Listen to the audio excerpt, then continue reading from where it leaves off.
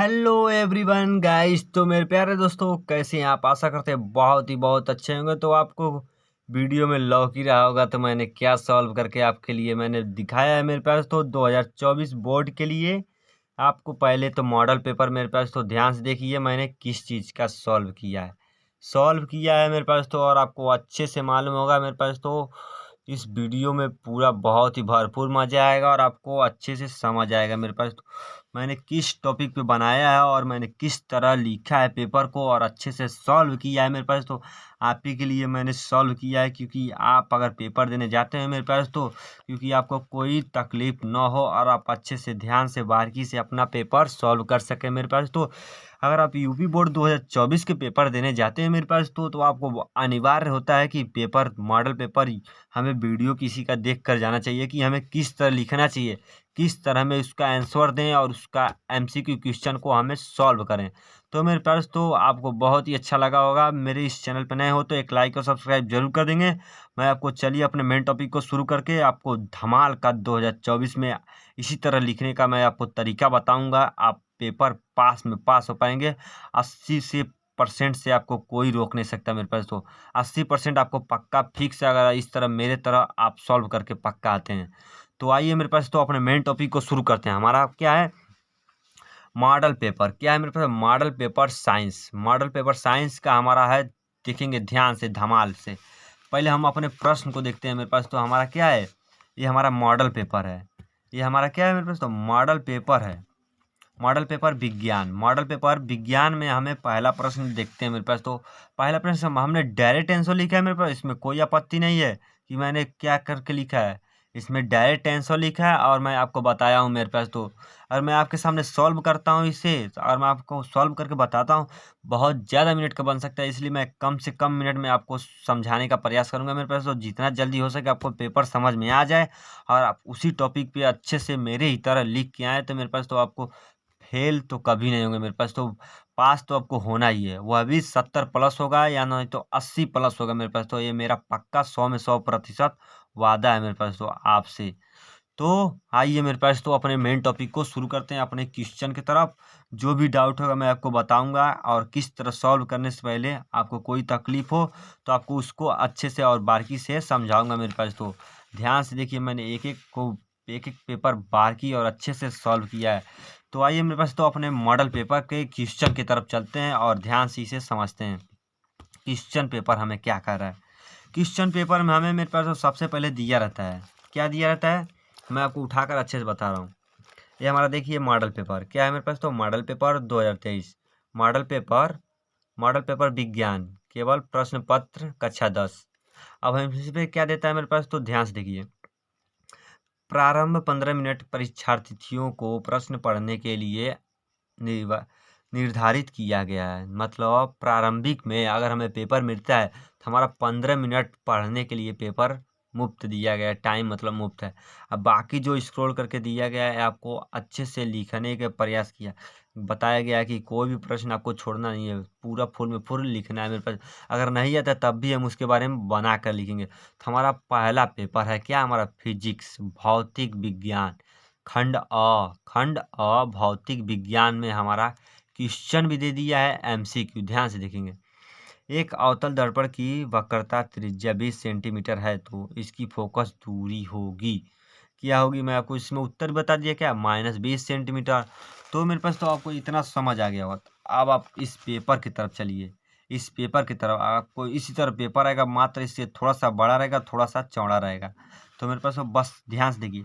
इसमें आपको सबसे पहले अगर आपको बोर्ड का कॉपी मिलता है तो इसमें खंड अ भौतिक विज्ञान हमें क्या डालना है? बहुविकल्पी प्रश्न उत्तर। क्या? प्रश्न उत्तर। अब हमें जो उत्तर है मेरे पास तो इसमें उत्तर क्या सही है? उसमें का उत्तर क सही है -20 सेंटीमीटर ना। इसमें का उत्तर -20 सेंटीमीटर सही है। तो हमें क्या करना है?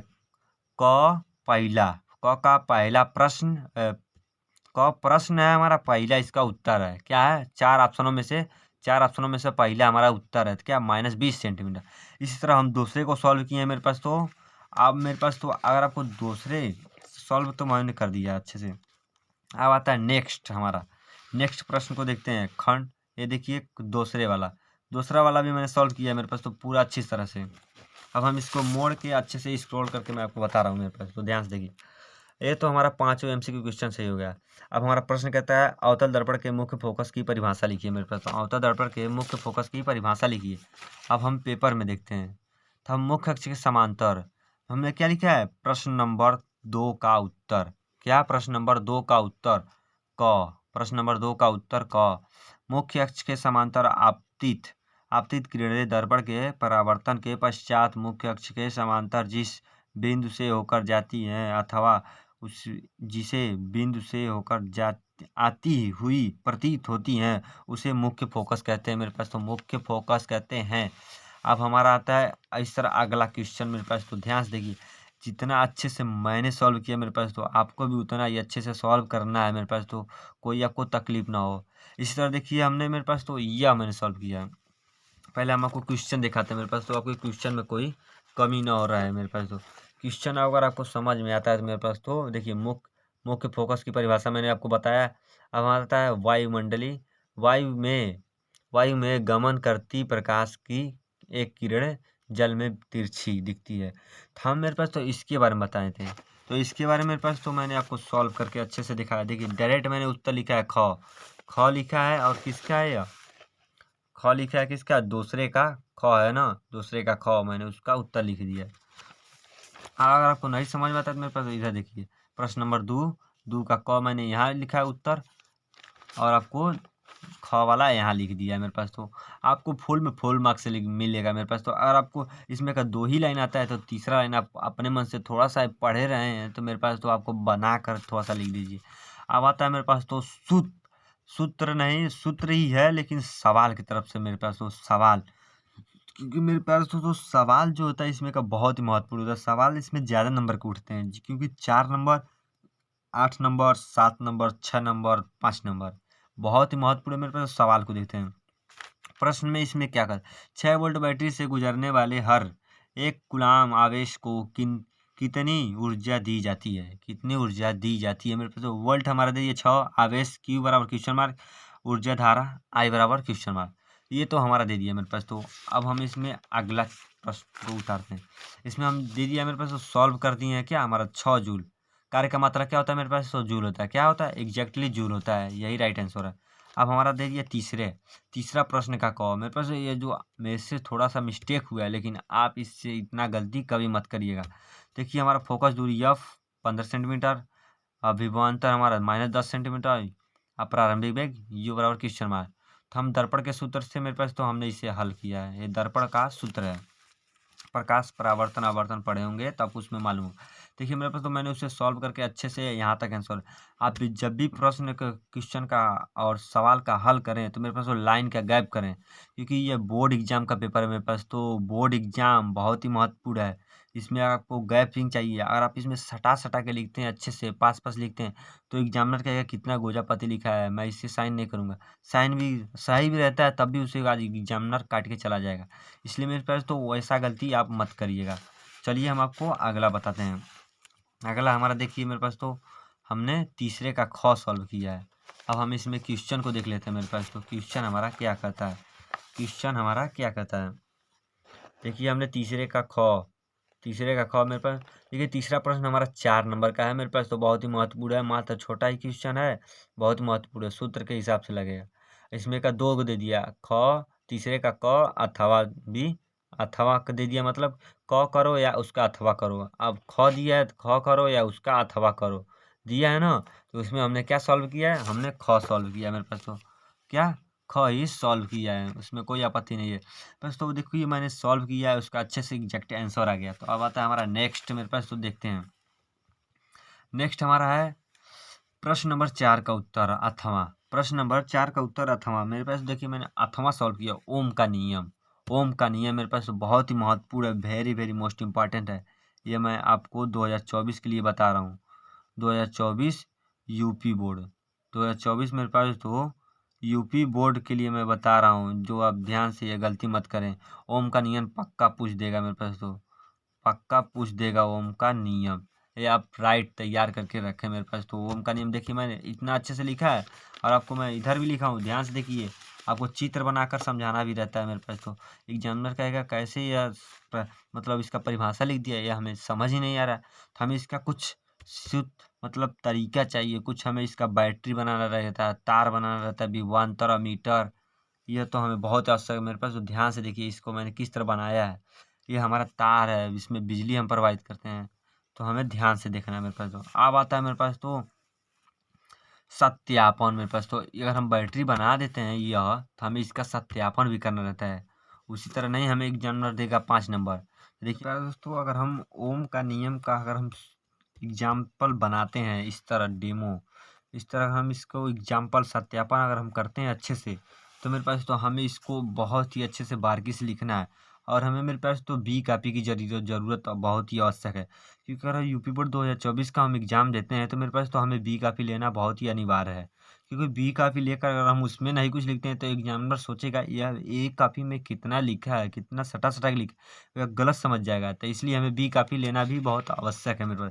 तो हम आगे का प्रोसेस देखेंगे मेरे पास तो बहुत ही अच्छे से। तो हमें उसका सत्यापन करने में इतना टाइम लग गया। मेरे पास 1.5 पेज का मैंने लिखा अच्छे से और मैंने बनाया भी है अच्छे से। तो अब हमारा क्या था मेरे पास, तो रसायन विज्ञान खंड ब, क्या खंड ब। तो इसमें हम मेरे पास तो हम आपको इसमें दिखाते हैं। इसमें हमारा नहीं दिया, इसमें हमारा फिजिक्स का बस दिया था। हमने आपको फिजिक्स सॉल्व करके अच्छे से बता दिया। तो अब हम मेरे पास तो हम आपको बताते हैं रसायन विज्ञान। रसायन विज्ञान मैंने जो इसमें आया है मेरे पास तो आपके लिए बहुत ही आवश्यक है, क्योंकि मेरे पास तो मात्र फिजिक्स ही करने से नहीं होता है। मेरे पास तो रसायन करना है, बायोलॉजी करना है, हमें तीनों देखना रहता है मेरे पास तो, क्योंकि तीनों बहुत ही महत्वपूर्ण है मेरे पास। तीनों में से हमें थोड़ा थोड़ा ही आएगा तभी हम बना पाएंगे मेरे पास। तो देखिए तीनों में हमें क्या पूछ रहा है, कुछ रासायनिक सूत्र पूछ रहा है मेरे पास। तो जैसे अम्ल, धात, कौन, क्या क्या है, यह हमें पूछ रहा है। तो हमारा इसमें देखिए हम पहले प्रश्न को पढ़ते हैं। हमारा क्या दिया है, क 2FeCl3 plus 2H2O plus y is greater रेस 2FeCl2 plus H2O SO4 plus 2HCl। तो हमें मेरे पास तो उसका आंसर क्या SO2 है, क्या SO2 है। 5वें का का तीसरा SO2 MCQ क्वेश्चन में का तीसरा SO2। तो मेरे पास तो आपको यह बहुत ही अच्छा लग रहा होगा, क्योंकि रसायन विज्ञान में इस तरह आया है। यह किसका है, मेरे पास तो 2024 में मतलब इस तरह नहीं आएगा। मात्र आपको हम यह सिखाना चाहते हैं कि किस तरह अगर हम आपको लिखते हैं अच्छे से, हमें किस तरह भर भर के लिखना है मेरे पास। तो ये आपको हम बताना चाहते हैं। अब हमें MCQ क्वेश्चन तो मैं आपको बता दूंगा नेक्स्ट अगले पेज में, अगले वीडियो में मेरे पास तो मैं आपको बहुत अच्छे से बताऊंगा। लेकिन मेरे पास तो पहले हमें इसमें क्या समझ जाए, इसमें हमें लिखने का तरीका हमें समझना चाहिए मेरे पास। तो क्या हमें लिखने का तरीका ध्यान दीजिए। अगर हमें 6वां प्रश्न का उत्तर लिखना है ना, अगर हमें 6वां प्रश्न का उत्तर लिखना है तो मेरे पास तो देखिए प्रश्न 6 में क्या कर रहा है, कापर ग्लास अयस्क में किस प्रकार तांबा इथी होता है। तो मेरे पास तो उसको हमने अच्छे से देखा है। तो मेरे पास तो मैंने हेडिंग किस तरह डाला है और मैंने क्या लिखा है, कापर ग्लास CO2S को वायु में करते हैं तो आंशिक रूप से ऑक्सीकृत होता है। तो मेरे पास तो इसको अच्छे से ध्यान से देखिए मैंने किस तरह प्रश्न और हेडिंग डाल के लिखा है। आपको मैं इसी तरह बारे में समझा रहा हूँ, क्योंकि आप कोई भी मिस्टेक ना करें मेरे पास तो हेडिंग और प्रश्न में, क्योंकि आपको जितना ही मिस्टेक करते जाएंगे मेरे पास तो आपको उतना ही मतलब नंबर कटता जाएगा। तो अगर आप मेरी तरह अच्छे से लिखते हैं दूर दूर अच्छे से ध्यान से और बारीकी से, तो मेरे पास तो आपका एक नंबर भी नहीं कटेगा और आपको फुल में फुल मार्क्स मिलेगा। मेरे पास तो 80% से ऊपर ही आपका मार्क्स जरूर उठेगा। तो मेरे पास तो आपको यह भी पता चल लग गया होगा। देखिए मैंने सॉल्व किया है पीएच अम्लों एवं क्षारकों के जलीय विलयन में हाइड्रोजन आयनों की सांद्रता मेरे पास तो देखिए मैंने अच्छे से सॉल्व किया है मोल प्रति लीटर। तो अब आता है हमारा इसका अगला पेज देखते हैं। गौ का मैंने उत्तर लिखा है मेरे पास तो अच्छे से लिखा है। मेरे पास तो गैपिंग दिया हूँ इस बीच में, मेरे पास तो गैपिंग देख लेना अच्छे से। और मेरे पास तो एग्जाम्पल के साथ जरूर लिखना ना, एग्जाम्पल रहेगा तभी एग्जामिनर को अच्छा लगेगा वो।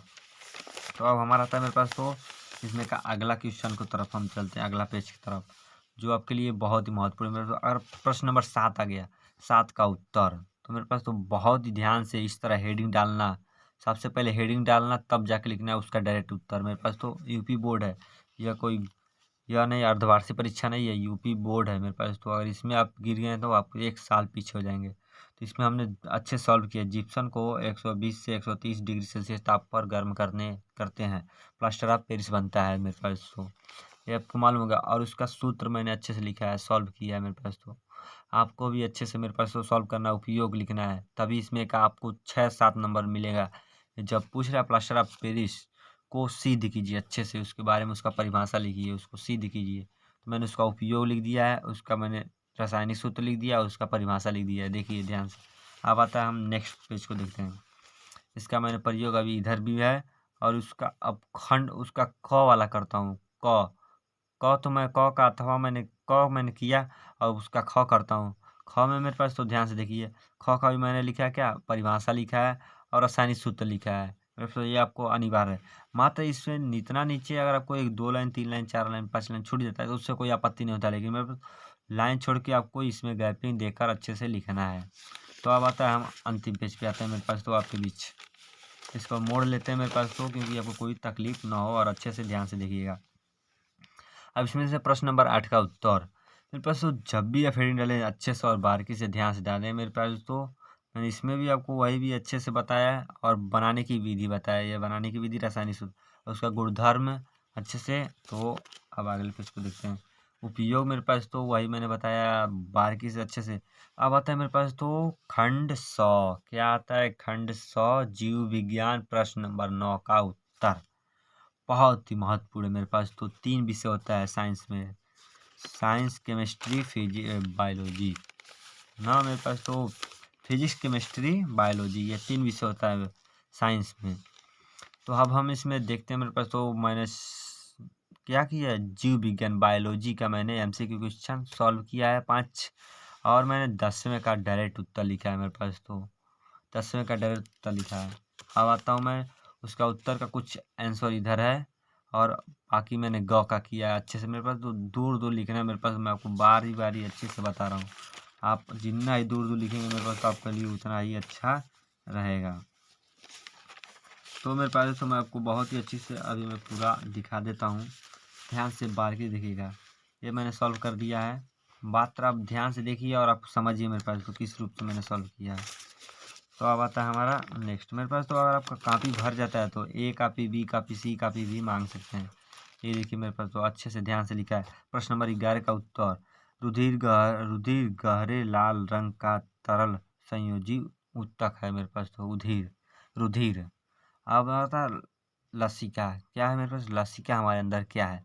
यह रंगहीन तरल संयोजी उत्तक है। यह रंगहीन तरल संयोजी उत्तक है। तो अब आता है मेरे पास तो इसमें का प्रकार, आधोभूमिक अंकुरण। इसका हमें परिभाषा जैसे अब क्या, भूमियोपरिक अंकुरण, उसका परिभाषा लिखना है मेरे पास तो। अब आता है हमारा अंतिम आ गया मेरे पास तो। मात्र मैंने इसको बहुत ही अच्छे से, सी का भी लग गया इसको सॉल्व करने में। तो मेरे पास तो आपको आशा करते हैं कि आपको बी का भी जरूर लग जाएगा पूरा सॉल्व करने में बहुत ही अच्छे से। मेरे पास तो ये मात्र 3 घंटे का पेपर रहता है मेरे पास तो। 3 घंटे में पक्का में पक्का सॉल्व कर लेंगे। अब कह रहा है पितृष्य अंकुरण, इसके बारे में हमें बताइए मेरे पास तो। इसको बारे में भी हमें अच्छे से बताना है, और आगे तो आप देख ही रहे हैं क्या है, बहुत ही बड़ा क्वेश्चन है मेरे पास तो। प्रश्न नंबर 12 का उत्तर, 12 का ख उत्तर। यहाँ पर मैंने 12 नहीं लिखा है, और मैंने लिख दिया सीधे उत्तर, मैंने इसका लिख दिया। अलैंगिक जनन वह होता है जो स्वयं संतान उत्पन्न होती है। तो मेरे पास तो इसके बारे में मैंने अच्छे से विस्तार किया, और आप नहीं इसमें आपको लग रहा है तो अच्छे से ध्यान से हम ऊपर कर देते हैं। आप ध्यान से इसका स्क्रीनशॉट लेकर आप पढ़ सकते हैं। अब हमारा अंतिम आता है मेरे पास तो बरावा का अथवा। क्या मेरे पास तो बरावा का अथवा। तो इसमें मेरे पास तो आपको अंतिम में कोई भी क्वेश्चन आए या पर्यावरण के बारे में कुछ भी बारे में पूछे तो आप उसके बारे में 1 पेज का जरूर बना के लिखिएगा। तो आशा करते हैं मेरे पास तो आपको वीडियो बहुत ही अच्छा लगा हो। तो मेरे चैनल पे नए हो तो एक लाइक और सब्सक्राइब जरूर करना मेरे पास तो। और इस साइंस का वीडियो पेपर सॉल्व करने का तरीका अगर आपको अच्छा लगा हो तो एक लाइक और सब्सक्राइब जरूर करना, और कमेंट में जय हिंद जय भारत जरूर लिखना। वंदे मातरम दोस्तों।